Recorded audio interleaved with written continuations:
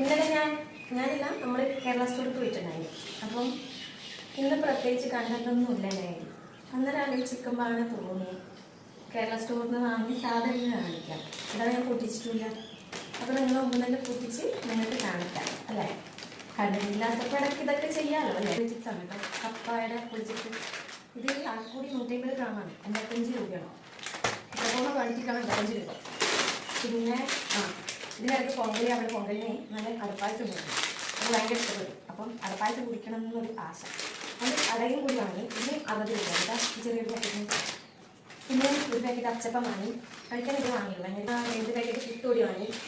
പുട്ടുപൊടി ഇവിടെ റേറ്റ് അന്നേരം നമ്മൾ വന്ന സമയത്ത് തന്നെ 60 രൂപയോ 59 രൂപയോ അങ്ങനെ എന്തോ ആണുണ്ടായത്. അപ്പോൾ ഞാൻ നാട്ടിൽ പോയിട്ട് പുട്ടുപൊടിയുടെ പൈസ മാത്രം ഒന്ന് വെറുതെ എത്രയാ റേറ്റ് കമ്പയർ ചെയ്യണമെന്ന് വിചാരിച്ച് കൊടുത്തു. അപ്പോൾ ഈ 1 കിലോ പുട്ടുപൊടിക്ക് നാട്ടിൽ ഒരു 35 രൂപയോ മറ്റോ ആണെന്ന് തോന്നുന്നത്.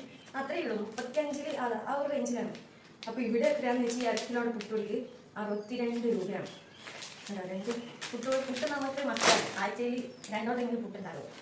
പിന്നെ ഒരു അരിപ്പൊടി വാങ്ങി കേട്ടോ, ഇതിന് 70 രൂപയാണ് ഈ 1 കിലോയുടെ അരിപ്പൊടി.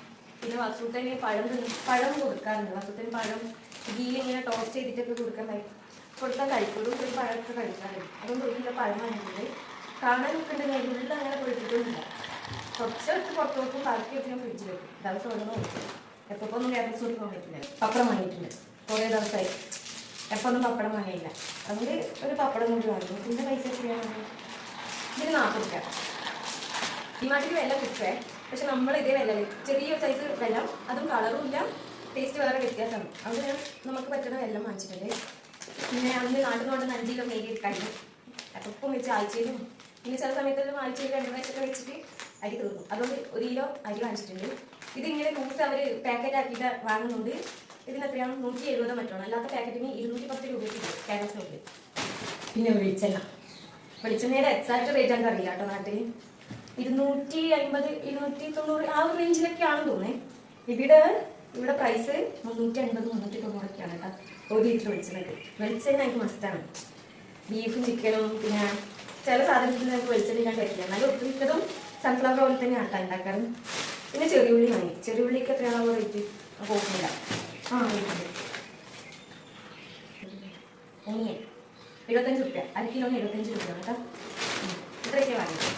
ഇതാണപ്പോൾ നമ്മൾ കേരള സ്റ്റോറിൽ നിന്ന് വാങ്ങിയ സാധനം. ഇതുപോലെ അടുത്ത മാസത്തിൽ 2 വട്ടമൊക്കെ പോകാറുണ്ട് കേരള സ്റ്റോറിൽ. മെയിനായിട്ട് പഴം വാങ്ങാനാണ് രൂപ, പിന്നെ വെളിച്ചെണ്ണ. ഇത് രണ്ടും പഴം എന്തായാലും മസൂട്ടിന് കൊടുക്കും, അത് വേറെ കിട്ടാൻ.